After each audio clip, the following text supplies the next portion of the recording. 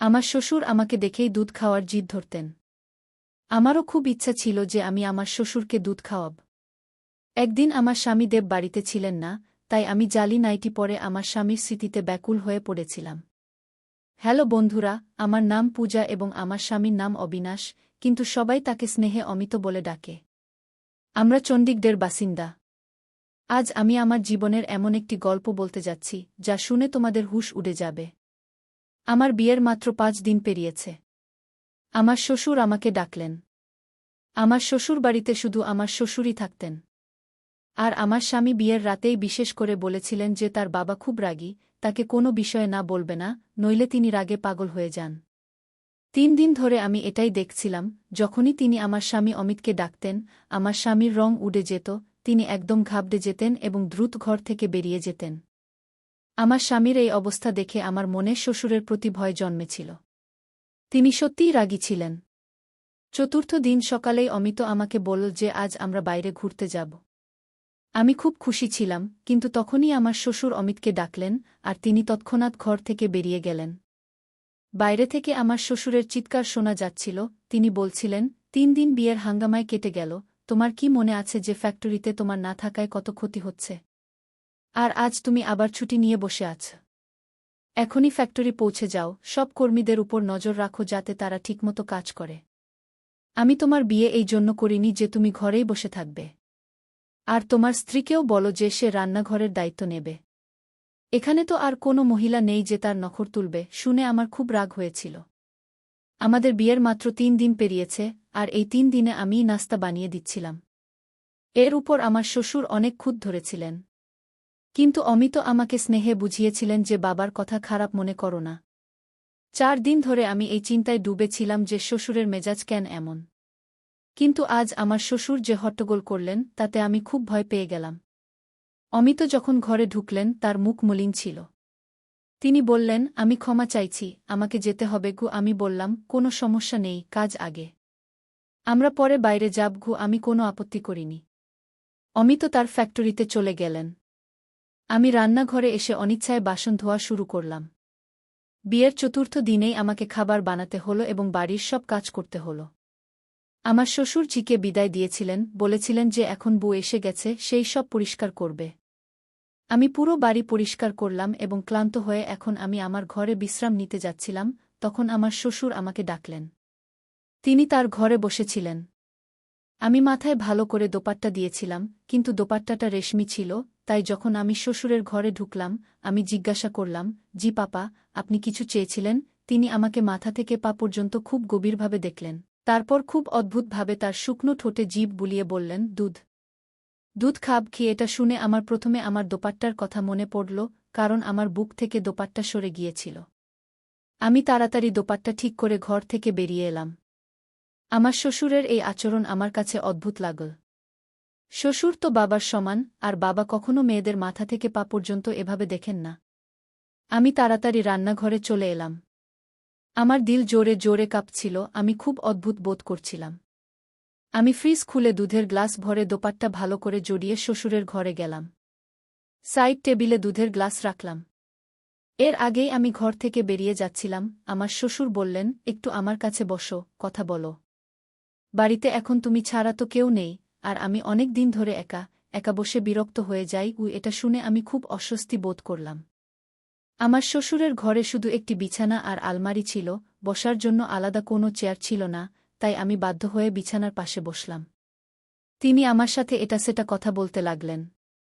কিন্তু যখন তিনি দুধের গ্লাস তুলে মুখে লাগালেন, তখনই সেটা সরিয়ে নিলেন এবং বললেন, এত ঠান্ডা দুধ আমি খেতে পারব না, আমার গরম গরম দুধ পছন্দ। এটা বলতে বলতেই তার দৃষ্টি আমার মুখ থেকে আমার পুরো শরীরে যাত্রা শুরু করলাম। তার দৃষ্টিতে কি ছিল জানি না, কিন্তু আমি বিভ্রান্তির শিকার হতে শুরু করেছি। আমার হাতে ঘাম দেখা দিয়েছে, মুখেও ঘাম স্পষ্ট দেখা যাচ্ছিল। তিনি বললেন, এটাকে গরম করে নিয়ে আসো না। আমি দুধের গ্লাস হাতে নিয়ে দাঁড়িয়ে গেলাম। যদিও ৩ দিন ধরে আমার শ্বশুর খুব রাগ করে কথা বলছিলেন যখন অমিত বাড়িতে থাকত, কিন্তু আজ তার ভাষা ছিল খুবই নরম। মনে হচ্ছিল না যে তিনি আমার সেই শ্বশুর, যিনি ৩ দিন ধরে অমিতকে চিৎকার করে ডাকছিলেন এবং রাগ করে তার সাথে কথা বলছিলেন, তাকে বকছিলেন। আমি দুধকে পাত্রে ঢেলে একটু গরম করলাম, তারপর গ্লাসে ঢেলে শ্বশুরের কাছে নিয়ে গেলাম। আমি গ্লাসটি তার দিকে এগিয়ে দিতেই তিনি গ্লাসের সাথে আমার হাতও ধরে ফেললেন। আমার মনে হল যেন আমার পুরো শরীরে বিদ্যুৎ প্রবাহিত হল। আমি তৎক্ষণাৎ আতঙ্কিত হয়ে হাত টেনে নিতে চাইলাম, তখন তিনি আমার হাত ছেড়ে দিলেন। আমি ঘর থেকে বের হতে যাচ্ছিলাম, তখন তিনি বললেন, আরে বাইরে কোথায় যাচ্ছ? এখানে বসো, আমার পাশে বসো, আমার সাথে কথা বলো। এই একাকিত্বের সাপ এখন আমাকে আরও বেশি কামড়াতে শুরু করেছে। এ কথা বলে শ্বশুর একটি ঠান্ডা দীর্ঘশ্বাস ফেললেন। আমার কাছে তখন আরও বেশি অদ্ভুত লাগছিল। তার কথা শুনে আমার খারাপ লাগছিল। তিনি আবার বললেন, তুমি বিয়ের পরের দিন যে কালো রঙের ফ্যাশনেবল ড্রেস পরেছিলে সেটা তোমার উপর খুব সুন্দর দেখাচ্ছিল। আজ সন্ধ্যায় সেটাই পরো। এ কথা শুনেও আমার খারাপ লেগেছিল। এই অনুরোধ তো অমিতের আমার কাছে করা উচিত ছিল, আমার শ্বশুরের নয়। এখন তো আমার মাথায় প্রতিদিনের নাটক বেঁধে গেছে। যখন অমিত অফিসে যেত আমার শ্বশুর আমাকে তার ঘরে ডাকতেন। তিনি আমাকে অদ্ভুত দৃষ্টিতে দেখতেন, বারবার তার শুকনো ঠোঁটে জিভ বুলাতেন, তারপর বলতেন, আমার দুধ খেতে ইচ্ছা করছে, আমাকে দুধ গরম করে দাও। আমি দুধের গ্লাস দিয়ে চলে যেতে চাইতাম, তখন তিনি আমার হাত ধরে ফেলতেন, বলতেন, আমার পাশে বসো, আমার সাথে কথা বলো। আমি কি বলতে পারতাম? আমি কাজের অজুহাত তৈরি করে বের হয়ে যেতাম, বলতাম, আমার রান্না করতে হবে, বাসন মাজতে হবে। আসলে আমার এগুলো ভালো লাগত না। এখন আমার মন অস্থির হয়ে উঠছিল। আমি ভাবছিলাম, আমাকে অমিতের সাথে কথা বলতে হবে, কিন্তু কিভাবে? সে তো তার বাবার সামনে একটি কথাও বলতে পারত না, শুধু মাথা নিচু করে জি পাপা বলত। একদিন আমি রান্নাঘরের সব কাজ করছিলাম, তখন হঠাৎ আমার শ্বশুর রান্নাঘরে চলে এলেন। তিনি পেছন থেকে আমাকে ধরে ফেললেন, ঝাঁকানি দিয়ে টেবিলের সাথে ধাক্কা দিলেন এবং পেছন থেকে আমার দিকে। তারপর আমার সাথে যা কিছু করলেন, আমি আমার ইজ্জত বাঁচিয়ে আমার ঘরে চলে গেলাম। আমার ঘরের দরজা বন্ধ করে দিলাম, খিল লাগিয়ে দিলাম। বিছানায় বসে পড়লাম। অস্থিরতা আমাকে খুব বেশি আক্রমণ করছিল। আমার পুরো অস্তিত্ব কাঁপছিল। আমি ভাবতেও পারছিলাম না যে আমার শ্বশুর আমার সাথে এমন কোনো কাজ করতে পারেন। আমার চোখ থেকে অশ্রু গড়িয়ে পড়ছিল। আমি সিদ্ধান্ত নিয়েছিলাম যে আমি অমিতের সাথে কথা বলব। আমি সারাদিন কোনো কাজ করিনি, নিজেকে ঘরে বন্ধ করে রেখেছিলাম। কয়েকবার আমার শ্বশুর আমার দরজায় ধাক্কা দিয়েছিলেন, বলেছিলেন যে তার ক্ষুধা পেয়েছে, আমি তাকে খাবার দিই। কিন্তু আমি তাকে কিছু দিইনি। আমার জায়গায় অন্য কেউ হলে সেও তাই করত যা আমি করেছি। রাতে আমার দরজায় জোরে ধাক্কা পড়ল। অমিত ছিল, সে বলল, রবিনা, দরজা খোল। এ কি বেয়াদবি! কেন তুমি সকাল থেকে দরজা বন্ধ করে ঘরে বসে আছো? অমিতের কণ্ঠ শুনেই আমি দরজা খুলে দিলাম। আমি দরজা খুলতেই বাবা ছেলে দুজনেই আমাকে রাগের দৃষ্টিতে দেখলেন। তারা বললেন, তোমার কোনো অনুভূতি বা লজ্জা নেই? আমার বাবা সকাল থেকে খালি পেটে বসে আছে, আর তুমি তাকে রুটি পর্যন্ত দাওনি। তার সুগারের রোগ আছে, যদি তার অবস্থা খারাপ হয়ে যায় তাহলে এর দায়িত্ব কে নেবে? আমি বললাম, আমি তার দায়িত্ব নিতে পারব না। ভালো হবে যদি আপনি অন্য কোনো ব্যবস্থা করেন। আমার এই কথা শুনে অমিত রেগে উঠল, বলল, এ কি বেয়াদবি! পেছন থেকে আমার শ্বশুর বললেন, দেখছ তো, এখনও 7 দিন হয়নি, আর এটা নিজের রং দেখাতে শুরু করে দিয়েছে। আমি আগেই জানতাম যে এই মেয়েরা বিয়ের পর এমনই করে, আর আলাদা হওয়ার স্বপ্ন আগে থেকেই চোখে সাজিয়ে রাখে। আমার স্বামী বলল, আজ তুমি এই কথা বলে দিয়েছ, পূজা। আগামীতে যদি এমন কথা বলো তাহলে হাতে তালাকনামা ধরিয়ে দিয়ে তোমাকে বিদায় করে দেব। এ কথা শুনে আমার রক্ত শুকিয়ে গেল। আমার বাবা আগে থেকেই 7 মেয়ের বাবা ছিলেন, আর তিনি একজন ভদ্র মানুষ ছিলেন। খুব কষ্ট করে 10 জোগাড় করে একে একে মেয়েদের বিয়ে দিচ্ছিলেন। আমার মাও আমাকে বিদায় দেওয়ার সময় বলে দিয়েছিলেন, কখনো ঝগড়া করে আমাদের বাড়িতে ফিরে আসিস না। স্বামী ও শ্বশুরের সব কথা মানিস, আর নিজের ঘর গুছিয়ে নেওয়ার চেষ্টা করিস। কিন্তু আমার শ্বশুর যা চাইছিলেন তা আমি করতে পারতাম না। তার আচরণ ও অকারণ গুস্তাখি দিন দিন বাড়ছিল, ও সেই সময় অমিত প্রচণ্ড রেগেছিল। আমি যদি বলতাম, নিশ্চিতই আমাকে মিথ্যাবাদী বলে দিত। আমি কোনো উত্তর না দিয়ে বিছানায় গিয়ে বসলাম। আমার শ্বশুর বললেন, অমিত, একে শেষবারের মতো বুঝিয়ে দাও, এর মাথা ঠিক করে দাও। নইলে আমি এর মায়ের সাথে কথা বলবো, এর বাবাকে বলবো, তোমার মেয়েকে সামলে নাও। এ বলে তিনি রেগে সেখান থেকে চলে গেলেন। আমি আমার শ্বশুরের দিকে রাগভরা দৃষ্টিতে তাকালাম। অমিত বলল, তোমার সমস্যা কি? তোমার মাথায় কি এক শূন্য সদস্যের বোঝা যে তুমি সামলাতে পারছ না? আমার তো শুধু একজন বাবা আছে, কোনো মা, বোন বা ভাই নেই। এমন জীবন পেলে মেয়েরা কামনা করে যেখানে তাদের মাথায় কোনো দায়িত্ব না থাকে। আমি বললাম, কাশ আমার শাশুড়ি ও ননদ থাকতেন, তাহলে আজ আমি যে অবস্থার মধ্য দিয়ে যাচ্ছি তা হতে হতো না। আমার কথা শুনে সে রেগে তাকাল, বলল, এমন কি সমস্যা তৈরি করেছ তুমি? আমার বাবা তোমার মাথায় শুধু দুবেলা রুটি দিতে বলে, সেটাও তোমার কাছে বোঝা মনে হচ্ছে? দেখো, আমাদের বাড়িতে ঝগড়া ফ্যাসাদ করা হয় না। অফিস থেকে ক্লান্ত হয়ে ফিরি, এসেই এসব দেখতে পারি না। আমাকে শান্তি চাই। আমি বিয়ে করেছি শান্তি পেতে, ঝগড়া ফ্যাসাদ দেখতে নয়। আমি বললাম, অমিত, তুমি তোমার বাবার বিয়ে দিয়ে দাও। এই কথা বলতেই অমিত আমার মুখে জোরে এক চড় মারল, বলল, লজ্জা হয় না তোমার এমন কথা বলতে? এটা বাবার বিয়ের বয়স। আমার বাবার দুটি রুটি কি তোমার জন্য এত বোঝা হয়ে গেছে যে সেটা বানাতেও কষ্ট হচ্ছে? আমি বললাম, তুমি আমার কথা বুঝছ না। সে বলল, এটা কি এমন কথা যা আমি বুঝব? এটা একেবারে বেকুবি কথা। আমার বাবার বয়স ৬০ বছর, কবরে পা, সে ডায়াবেটিস ও ব্লাড প্রেশারের রোগী। আর তুমি চাইছ এই বয়সে আমার বাবা আরেক নারীর দায়িত্ব নিক? এখন আমি তাদের কি বলব যে তাদের বাবাই তার পুত্রবধূর দিকে নজর রাখছে? আমি বললাম, আপনি বিয়ে করে দিন, আমি আপনার বাবা ও মা দুজনকেই সামলাব। আমার কথা শুনে সে অদ্ভুত হাসল, বলল, একটা আমার বাবার দুটি রুটি তুমি বানাতে পারছ না, আর তুমি আমার সৎমাকে সামলাবে?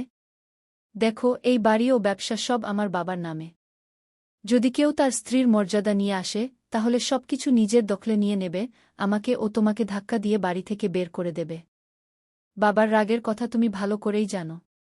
যখন রেগে যায় তখন কারও লিহাজ করে না। আমিও চুপ করে বাবার কথা শুনি। এবার থেকে বাবার বিয়ের নাম নিও না, এ বলে সে ঘর থেকে বেরিয়ে গেল। এখন আমি ভাবনায় পড়ে গেলাম, আমার কি করা উচিত। আমি আমার শ্বশুরের এমন আচরণ সহ্য করতে পারছিলাম না, আর মায়ের চলে যাওয়ার মানে ছিল আমি আমার ঘর নিজেই ধ্বংস করে দেব। আমরা মেয়েরাও কত অসহায়। নিজের ঘর বাঁচাতে আমাদের কত কিছু সহ্য করতে হয়। এখন আমি যদি তালাক নিতাম, তাহলে আবার আমার বিয়ের প্রশ্নই উঠত না। যদি আমি তালাকপ্রাপ্ত হয়ে যেতাম, তাহলে আমার ছোট বোনদেরও বিয়ে বন্ধ হয়ে যেত। আমি কাতরাতে কাতরাতে কাঁদছিলাম, দুপাট্টা দিয়ে চোখের জল মুছতে লাগলাম। তখনই অমিতের আওয়াজ এল, বলল, পূজা, বাইরে এসো, দ্রুত নাশতা বানাও। বাবাকে বাজারের খাবার হজম হয় না। আমি বাইরে গিয়ে নাশতা বানালাম ও ঘরে চলে এলাম। আমি সে দিন খাবারও খাইনি, কিন্তু অমিত একবারও বলেনি, তুমিও তো সারাদিন অভুক্ত আছো, খাবার খেয়ে নাও। পুরুষ কখনো নারীর খেয়াল রাখে না, শুধু নিজের কাজেই মগ্ন থাকে। অমিত এমনই পুরুষদের মধ্যে গণ্য ছিল। আমি তারপর থেকে আমার ঠোঁট বন্ধ করে দিয়েছিলাম। অমিত যখন অফিসে চলে গেল, আমার শ্বশুর আমাকে ডাকল। আমি বড় অসহায়ভাবে তার ঘরে গেলাম। আমাকে দেখে সে অদ্ভুত হাসল, বলল, তুমি কি ভেবেছিলে তোমার সৌন্দর্যের জাদু আমার ছেলের মাথায় চড়ে গেছে আর সে তোমার জন্য আমাকে ছেড়ে দেবে? আমার থেকে আলাদা হয়ে তোমাকে আলাদা ঘর দেবে? তোমার চিন্তা বদলে ফেলো। আমি তার পাখা ভালো করে কেটে রেখেছি, সে চাইলেও কোথাও যেতে পারবে না, তুমিও পারবে না। তাই আমি কোনো ধনী পরিবারের মেয়ে দিয়ে আমার ছেলের বিয়ে করিনি, পাছে সে আমার ছেলেকে উড়িয়ে নিয়ে যায়। তাই তোমাকে এনেছিলাম, কারণ আমি জানতাম তোমার বাবার অবস্থা এমন নয় যে সে তোমার ঘর বাঁচানোর পর আবার তোমাকে নিজের ঘরে বসাতে পারবে বা আলাদা ঘর দিতে পারবে। এখন যদি তুমি চাও তোমার জীবন সহজ হোক, তাহলে তুমি তাই করবে যা আমি বলবো। আমি অত্যন্ত বিব্রত হয়ে পড়লাম। সে বলল, যাও, গরম দুধ নিয়ে এসো। এই শব্দগুলো আমার ভেতরে আগুন জ্বালিয়ে দিল। আমার মন চাইত যে আমি নিজেকে শেষ করে দিই। এমন নোংরা ও অপমানজনক জীবন আমি আর সহ্য করতে পারছিলাম না। এখন আমি যা করতাম তা হল, খাবার আমার শ্বশুরের ঘরে পৌঁছে দিয়ে সাথে সাথেই বের হয়ে আসতাম, না তার কাছে বসতাম, না কথা বলতাম। বেশিরভাগ সময় আমি আমার ঘরেই কাটিয়ে দিতাম। একদিন তো সীমা ছাড়িয়ে গেল। আমার শ্বশুর অমিতেরও কোনো পরোয়া করলেন না। রাতে খাবার খাওয়ার সময় আমার শ্বশুরের অনুরোধে আমি বিরিয়ানি বানিয়েছিলাম। বিরিয়ানি খুব ভালো হয়েছিল। খেতে খেতে তিনি বললেন, আজ তো বউ আমার মন খুশি করে দিয়েছে, খুব মজার খাবার বানিয়েছে। অমিত এ কথা শুনে হাসতে লাগল, আমাকে গভীর দৃষ্টিতে দেখতে লাগল। কিন্তু আমার খুশি হয়নি। তারপর আমার শ্বশুর পকেট থেকে ২,০০০ টাকা বের করে আমার দিকে বাড়িয়ে দিলেন, বললেন, নাও, এটা তোমার পুরস্কার, এটা রাখো। কিন্তু আমি দিলাম। আমি বললাম, আমি আমার দায়িত্ব পালন করছি, এটা আমার দরকার নেই। আমার অমিত আমাকে তাকিয়ে থাকল, বলল, বাবা তার খুশি থেকে দিচ্ছেন, করো না। নাও। না চাইতেও আমি ২,০০০ টাকা নিলাম। আমি বাসন তুলতে লাগলাম, যেই উঠে দাঁড়ালাম, আমার শ্বশুরও উঠে দাঁড়ালেন, আমার দিকে এগিয়ে এসে আমাকে জড়িয়ে ধরলেন এবং আমার কপালে চুমু দিলেন। আমি যেন পাথরের মূর্তি হয়ে গিয়েছিলাম। তিনি বললেন, আমি তোমার বদলে যাওয়া রূপে খুব খুশি, এমনই থাকো তাহলে খুব শীঘ্রই আমার হৃদয়ে জায়গা করে নেবে কি এ বলে তিনি তার ঘরে চলে গেলেন। আমি অমিতের দিকে তাকিয়েছিলাম, যার মুখে কোনো প্রতিক্রিয়া ছিল না। কিন্তু আমার খুব খারাপ লাগল। আমি বললাম, বাবার এটা কোন ধরনের আচরণ? আমি তার সত্যিকারের মেয়ে নই, তার উচিত আমার থেকে দূরত্ব বজায় রেখে কথা বলা। তার কি অধিকার আছে আমাকে তার বুকের সাথে লাগানোর? ঈশ্বরও তো একটি বয়সের পর বাবা ও মেয়েকে দূরত্ব বজায় রাখতে বলেন।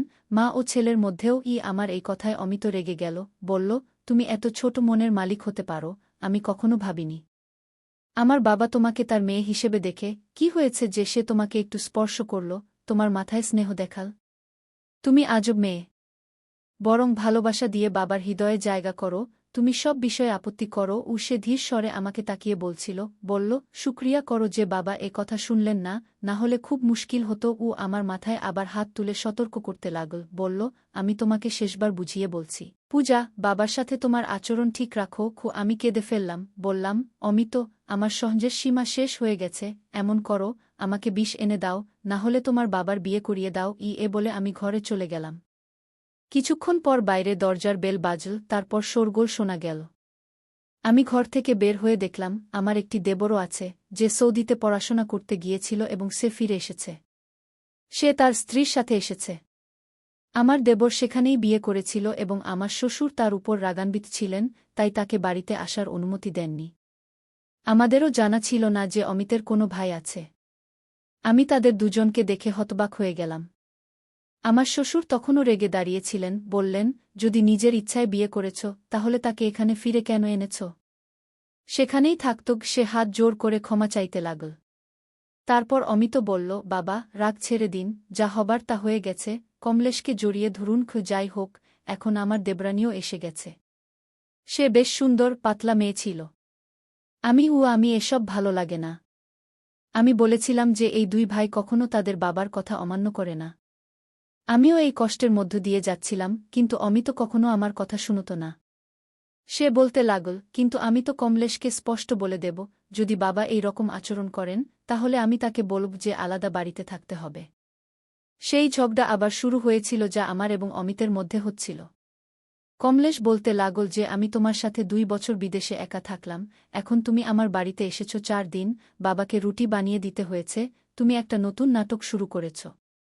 সেই একই বিতর্ক হয়েছিল যা অমিতের সাথে আমার হতো। জয়া ডিভোর্স চাইতে শুরু করেছিল। সেই রাতে অমিত যখন ঘরে এলো তখন বেশ চুপচাপ ছিল। আমি বললাম, অমিত, এখনও আপনি বলবেন যে আমি ভুল ছিলাম? যে অভিযোগ আমার বাবার বিরুদ্ধে ছিল, আজ জয়ারও একই অভিযোগ। এর মানে কোথাও না কোথাও বাবাও ভুল। আমি আপনাকে সত্য বলছি, তাদের একজন স্ত্রীর প্রয়োজন।